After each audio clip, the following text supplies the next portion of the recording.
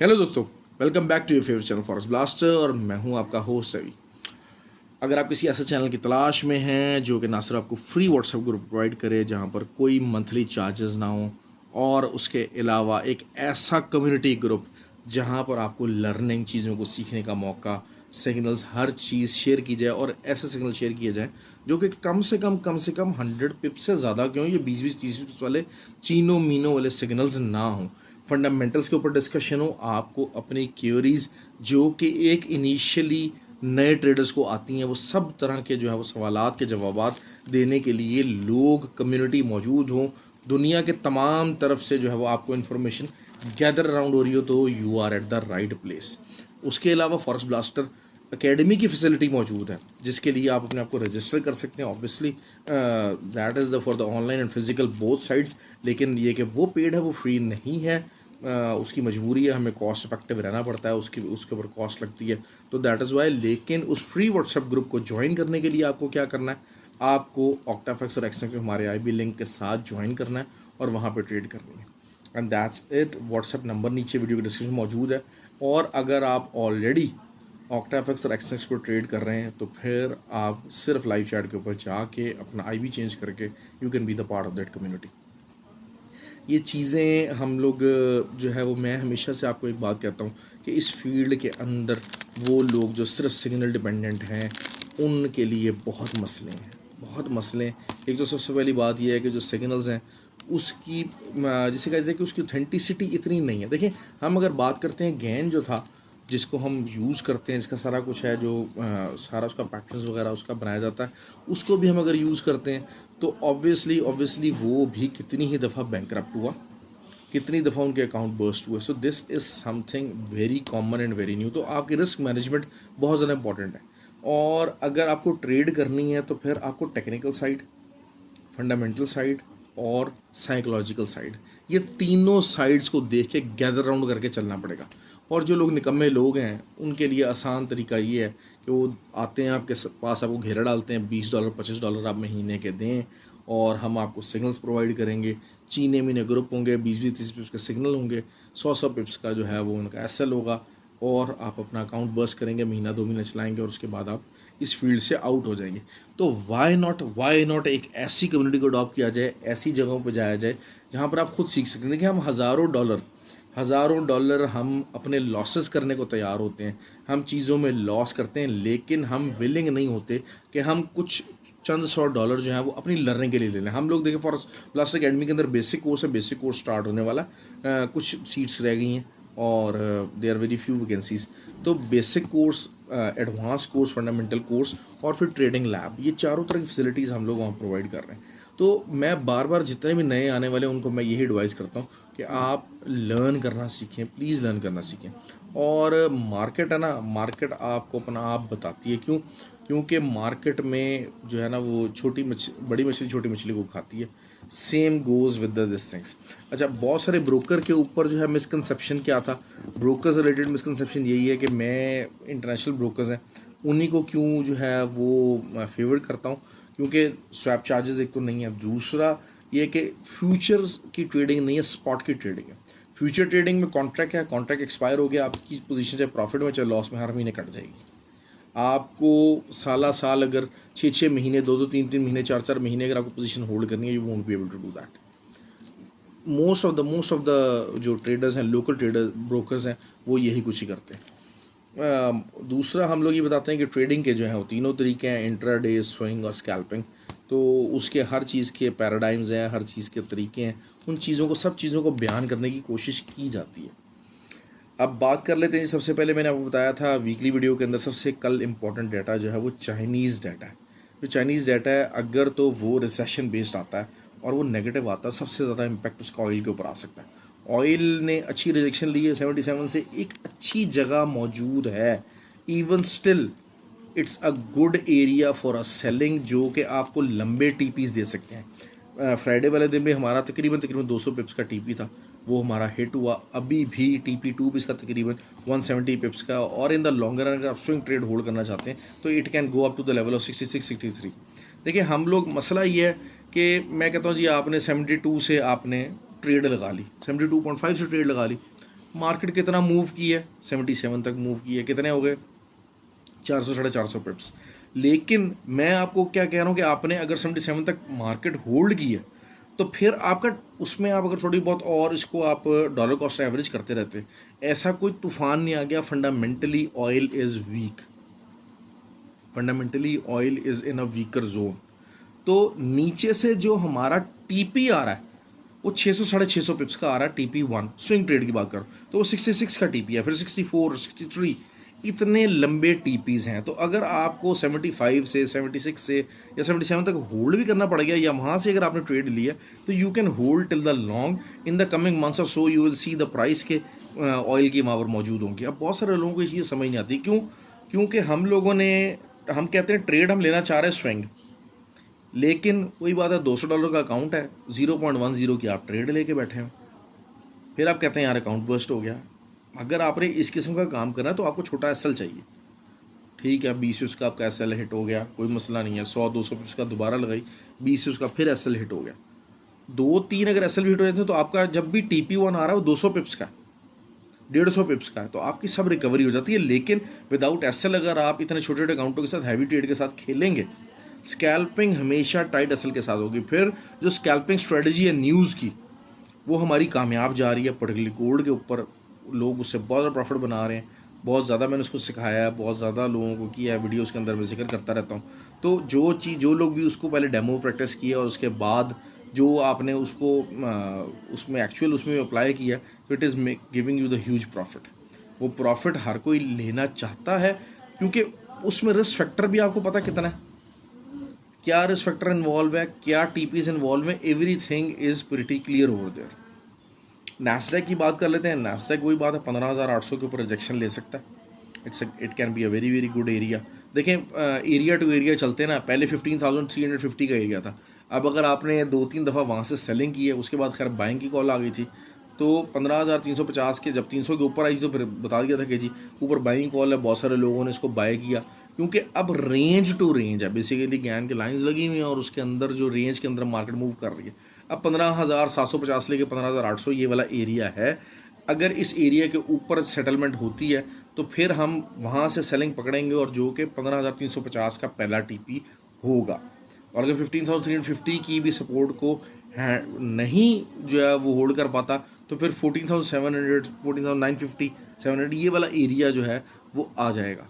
देखिए आपने area to area चलना है, पेशेंस के साथ चलें, ट्रेड लेने में जल्दबाजी ना करें। हाँ स्कैल्पिंग करना चाह रहे हो आप किसी टाइम भी ले सकते हैं, द मोमेंट एक आधी कैंडल की फॉर्मेशन हो, ये सब चीज़ें हम लोग सिखाते हैं, बताते हैं, करते हैं।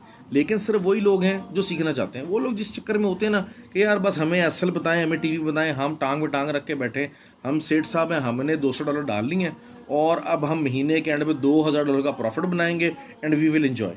तो जो ऐसे लोग हैं, ऐसे माइंडसेट है, आप उनको सारी उम्र सिर्फ और सिर्फ रोते देखेंगे और कभी इधर भागते, कभी उस बंदे के पीछे भागते देखेंगे, कभी दूसरे बंदे के पीछे भागते देखेंगे। क्यों? क्योंकि वो मेहनत नहीं कर सकते और पैसा भी नहीं है। क्यों? क्योंकि असल यही होता है कि ये जो छोटा मोटा फंड होता है ना, इसकी खातिर इंसान मेहनत नहीं करते।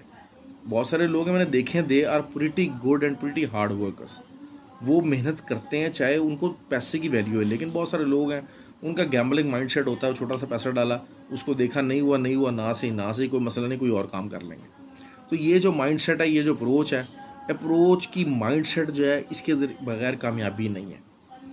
गोल्ड की बात कर लेते हैं। गोल्ड ऑब्वियसली जो है वो मैंने इसके आपको जोन्स बड़े क्लियरली बताए हुए हैं और बेसिकली अगर हम ऊपर की बात करें 68 की, जो 1968 की एक अच्छी खासी रेजिस्टेंस, 63 की भी अच्छी रेजिस्टेंस बन रही है और 63 और 68 के दरमियान में आप ऊपर का 71 का एसएल देके एक इनिशियल ट्राई ले सकते हैं, क्योंकि इस एरिया से सेलिंग निकलनी चाहिए। असल में वही बात है कि अब गोल्ड जो है उसकी मूवमेंट तो आई है, लेकिन गोल्ड की जो लास्ट बेरिश मूवमेंट है वो इस मंथ में है।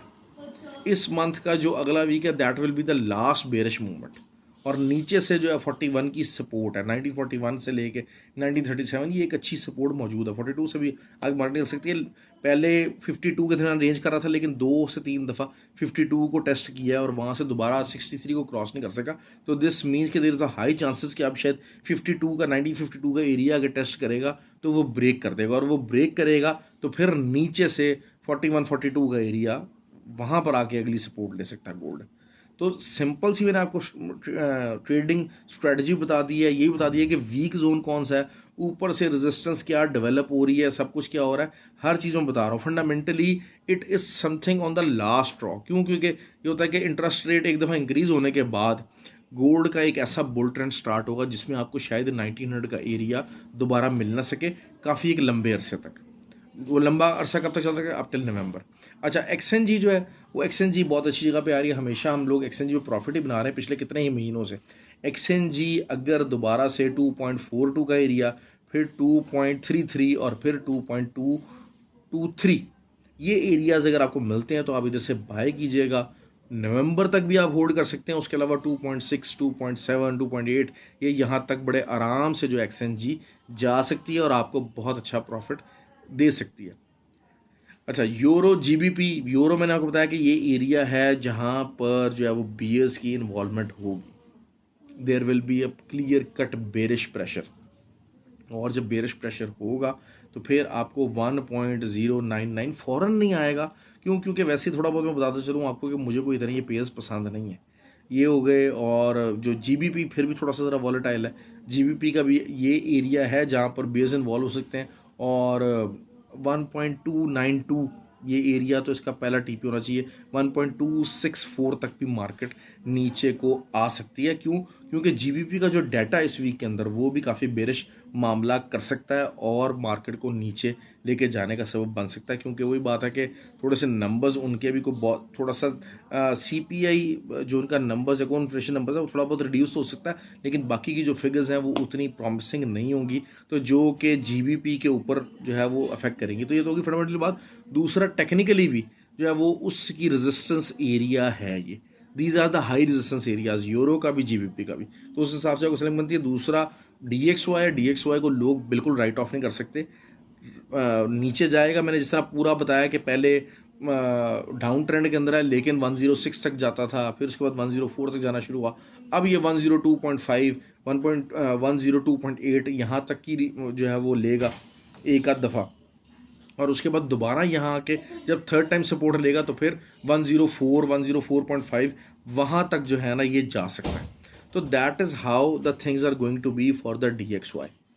क्योंकि इंटरेस्ट रेट के जब भी इंक्रीज़ होने के चांसेस होंगे और इस किस्म का डाटा आएगा जिससे इंटरेस्ट रेट को इंक्रीज़ करना पड़ेगा, तो फिर वो DXY की सपोर्ट का रीज़न बनेगा। देखिए, मेरी कोशिश होती है कि मैं ज़्यादा से ज़्यादा थोड़े टाइम के अंदर ज़्यादा से ज़्यादा बोल के, ज़्यादा बता के आपको मैक्सिमम इन्फॉर्मेशन पास कर सकूं, और आपको बीइंग अ यंग ट्रेडर शायद आपको एक ट्रेंड जो है ना वो पता लग जाना चाहिए कि हाँ यार, आज का ट्रेंड मार्केट का ये रह सकता है। GBP JPY it is on the down trend. अगर वही बात है कि आप अच्छी सेलिंग लेंगे, JPY is gaining the momentum. क्यों? क्योंकि असल चीज़ हल्की फुल्की हो रहा है, लेकिन वही बात है अगर जितना भी ऊपर आएगा मैं इसको सेलिंग की तरफ ही देखूंगा। और क्योंकि JPY की स्ट्रेंथ अच्छी पकड़ रही है और अच्छा जो है ना वो रोल ओवर ये दे सकता है। 178 का टारगेट बिल्कुल बिल्कुल 178.2 का टारगेट बिल्कुल आपको मिल सकता है मंडे वाले दिन। It's a very very easy target. लेकिन वही बात है कि थोड़ा बहुत अगर ऊपर चलाता है, एक जो डॉलर है उसके अंदर करीब 70 पिप्स हैं, कोई ऐसी बड़ी वो चीज़ नहीं। आप छोटे अकाउंट्स के ऊपर भी ट्रेड कर सकते हैं। अच्छा, ये चीज़ आपको मैं बताना चलूँ, देखिए जो वॉलेटाइल पेयर्स है ना, वॉलेटाइल पेयर्स आपको प्रॉफिट ज़्यादा देते हैं हमेशा। नैस्डैक हो गया, ऑयल हो गया, these are the most volatile pairs, और ये प्रॉफिट ज़्यादा देंगे, लेकिन इनके लिए थोड़ा बहुत आपकी इक्विटी हैवी होनी चाहिए।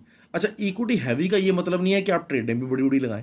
हम लोग यंग ट्रेडर्स जो नए होते हैं वो लोग वो गलती क्या करते हैं सबसे ज़्यादा, कि हम जो है वो ट्रेड का लॉट, हम कहते हैं हमारी इक्विटी बड़ी है, हम लॉट का साइज़ बड़ा कर देते हैं। जो आपको बेसिकली आपकी जो फंड डिवीजन है ना वो अच्छी होनी चाहिए। देखिए, मैं हमेशा आपको ये बात करता हूँ कि जो पूरी गेम है ना ये ROI की गेम है, रिटर्न ऑन इन्वेस्टमेंट। और रिटर्न ऑन इन्वेस्टमेंट क्या है कि जब आप कितना जो है वो कितने % आप उसको मंथली आप देखते हैं। ऑल्दो के फॉरेक्स की जो फील्ड है वो रिटर्न आपको बहुत अच्छा देती है, but it is always advisable कि थोड़ा सा आप अपना फंड ज़रा हैवी रखें, और लेकिन उस सारे फंड को यूटिलाइज मत कीजिए, उसके पोर्शंस बना के रखें। 5,000, 10,000, $20,000 ये एक अच्छा स्टैंडर्डाइज फंड है जिससे आप इतनी कमाई कर सकते हैं, आपका अपना मंथली खर्चा निकाल सकें। आप अगर 250, 300, $400 के साथ एक्स्ट्रा तेज़ काम करने की कोशिश करेंगे, there is the high value chances कि आप वो $250-300 भी गंवा देंगे।